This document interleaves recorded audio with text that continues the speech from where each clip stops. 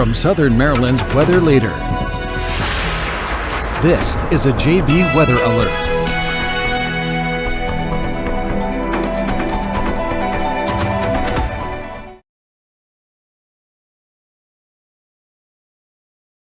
Oh, hello. I think we're all good to go with the sound. If you can hear me, let me know before we get too underway here. But I'm here with you this afternoon to give you a live update on the severe weather that is beginning to move through the core parts of our coverage area. And this is actually a cell I've been tracking here for the better part of 1 to 2 hours. And it's definitely one that has kind of perked my attention here. And before we get too far away with this, I will wait for some people to file on in to let me know that you all can indeed hear me. I'm getting kind of a mixed thing. I'm echoing, but you can also hear me.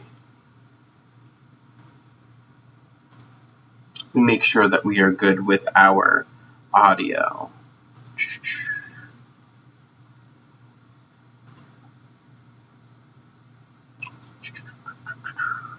bring that down a little bit. If we have any, okay. If we have any more issues, let me know. I'll be keeping an eye on the comments. But we do have this cell right now that is moving through southern parts of PG, northern parts of Charles County. It's just moving through the Waldorf area, and it's posing somewhat of a significant threat here. We do have an active severe thunderstorm warning with this storm until 7 o'clock. Let me go ahead and walk you through this. Let's set the foundational work here. This is going to be a severe thunderstorm warning for northwestern Calvert County, southeastern PG County, northeastern Charles County until 7 o'clock. At 5:53, a severe thunderstorm was located over Waldorf, moving east at about 40 miles per hour. Primary hazard here is going to be 60 mile an hour plus wind gusts. This is a radar indication of those wind gusts, and damaging winds with this storm could cause some trees and large branches to fall. This could injure those outdoors as well as damage homes and vehicles. Roadways may become blocked by downed trees. Localized power outages are possible. Unsecured light objects may become projectile. Locations impacted include, but are not limited to, Waldorf, Clinton, La Plata, Chesapeake Beach, Prince Frederick, Breezy Point, Dunkirk, St. Charles, Akakie, Brandywine, Huntingtown, Hughesville, Owings, Baden, Aquasco, Bryantown, Eagle Harbor, Lower Marlboro, Sunderland, and White Plains. The interesting thing to note here is that the National Weather Service, and before I even get there, let me put that storm track on. I've already seen a couple of comments about what's happening in my backyard. So let's go ahead and time this out for you. This is a general look at storm timing from the worst part of this storm. We're talking Lower Marlboro here in about the next 10 minutes or so, but it's really right on your doorstep. Huntingtown in about the next 15 minutes, eventually heading on over towards Randall Cliff Beach as we approach the bottom part of the 6 o'clock hour. The one thing to note here is that the National Weather Service is saying that we do have a little bit of rotation with this storm. Is there a confirmed tornado with it? No, not at this moment, but there is the potential for at least a little bit of spin in the atmosphere. When we take a look at these types of velocity scans, so this is no longer normal radar. Radar is amazing, gives us a couple different tools. One of those tools is the ability to look at where winds are, how fast they're moving, and in what direction. And what we are seeing with our velocity right now, and I'll walk you through this, where we see these yellow or these orange and red colors, those are winds generally moving away from the radar. Where we can get those green colors, that would be wind moving towards the radar. So we are seeing perhaps some very weak early signs of rotation with this storm right now, where we get some of those greens and grays to kind of match up a little bit with that yellow or that orange and red. It's nothing too strong. This definitely is not the strongest rotation couplet I've ever seen, but it is a couplet nonetheless. And could this be indicative of some more enhanced signs of rotation? Could this be signs of the storm potentially maturing? It is definitely possible. And we can see that that general rotation has been there. And we'll continue to monitor it. There's no tornado warning at this point, just the severe thunderstorm warning. And we've also noted some pretty decent hail with this storm. But I am going to continue to keep an eye on this. This storm was producing some pretty decent sized hail, potentially upwards of an inch, maybe inch and a half or so, as it moved through the Bryantown area. We even got a storm report of winds gusting upwards of 44 miles per hour out over parts of the open Potomac near Akakie. And this storm, again, is going to continue to track to the east. Zooming you out here a little bit. Let's go ahead, put radar in motion here over the last hour. We haven't seen a whole bunch of activity. It's definitely been hit and miss, which is definitely kind of in line with the forecast we published this morning. But where these storms have popped, they have popped, right? We are seeing some severe weather. We have one, again, nasty cell moving through our region right now. There's another nasty cell just south of Tappahannock, getting ready to move on over into the Lancaster County area and parts of the Northern Neck, eventually heading on over towards Heathsville, probably just a little bit south of there, definitely that Lancaster area, though, heading down Virginia 200 down towards Kilmarnock. And that will be one to watch as well. Again, no current tornado warning with that, just that severe thunderstorm warning as that storm continues to work its way to the east. And we will continue to monitor that one as well.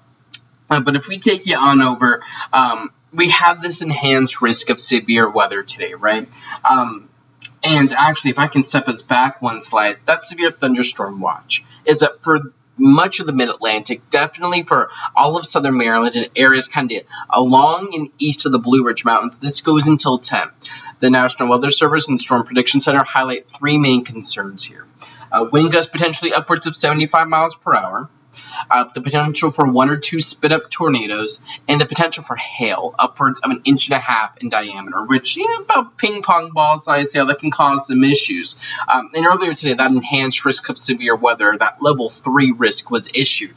To put that in layman's terms, that's a risk level we only hit about maybe a handful of times a year here in the mid-Atlantic. So it's probably about as high as we can get here unless we have, really primed up weather conditions for severe weather that we see maybe once a decade. We haven't been in that level 4 risk since, I want to say, about 10 years ago, 2012, 2013.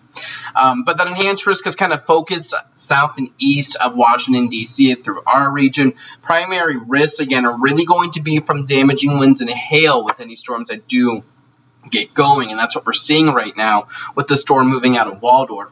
But that elevated threat of maybe a tornado or two, some weak spin-ups, maybe a quick EF1 tornado touchdown will be possible with storms. We have a lot of wind shear in the upper levels of the atmosphere. And that's to say that we have winds at lower levels of the atmosphere, because we know the atmosphere has a vertical profile, right? We have winds at the lowest levels moving in one direction, and then winds as you are building with height going in a different direction, right? So when you can get that difference, I can start to formulate a little bit of a circulation, and that's the basis for tornado formation. We have that today. Not that every storm can tap into that, but it is there for storms to tap into. So we can't rule out a tornado or two spinning up with any storms that can get going. And of course, that threat of heavy rain with these storms. That seems to have been the theme with storms a lot this summer, that we've been in this drought, but if you can get under one of these healthy cells, you can see rain really kind of pick up pretty quickly here. But continuing to keep an eye here on this storm, getting ready to move into Calvert County. Brand new update here from the National Weather Service, continuing that severe thunderstorm warning until 7 o'clock for northwestern Calvert, southeastern Prince George's, and northeastern Charles counties. At 6:05, the severe thunderstorm we've been tracking was located 8 miles southwest of Dunkirk, or 8 miles east of Waldorf. Slowing down a little bit now, only moving east at 30 miles an hour, not 40.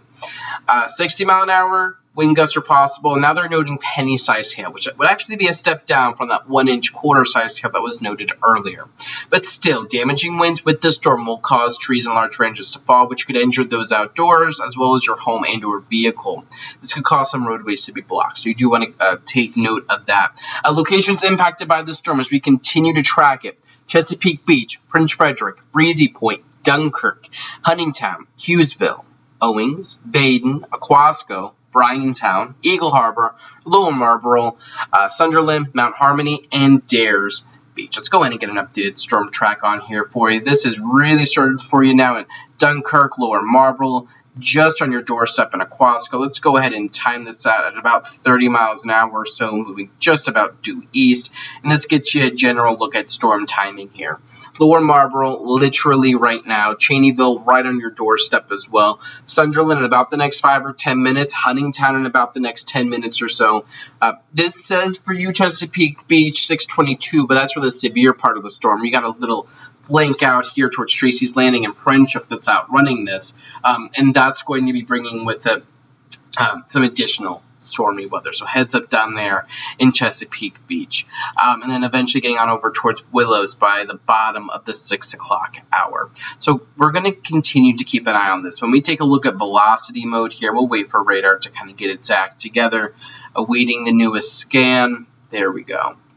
I'm not seeing concise rotation anymore, which is nice. If we were to put this puppy in motion, let's bring this back a couple of scans. You can see those early signs of rotation back here with those greens and reds touching. But in these newest scans, that rotation is no longer that concise and is definitely a little bit more spread out. So we're going to continue to watch this storm.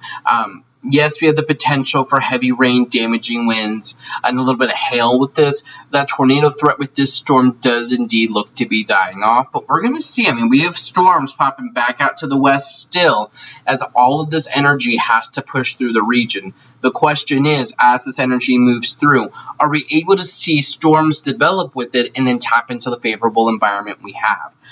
We do not have a storm report in, though, from this storm as it moved through the Indian Head area on over towards Potomac Heights. Multiple trees down due to thunderstorm winds in the Potomac Heights area. So keep that in mind as this storm continues to move through. And then on the northern neck, especially down towards Lancaster and Kilmarnock, be aware this storm is pretty severe as well with lots of lightning. I'm going to continue to track all of this. If we have any new weather warnings, I'll be back here with you live to track them and give you the latest updates. In the meantime, you can follow me on socials, Facebook, Twitter, as long as it works, Instagram, the website, YouTube. All those links have been streaming there on the sidebar. Until next time, I'm Forecaster John Bordash. Thanks for joining me for this live update. Stay safe and stay weather aware out there through the evening. Check the forecast anytime online at jbweather.net.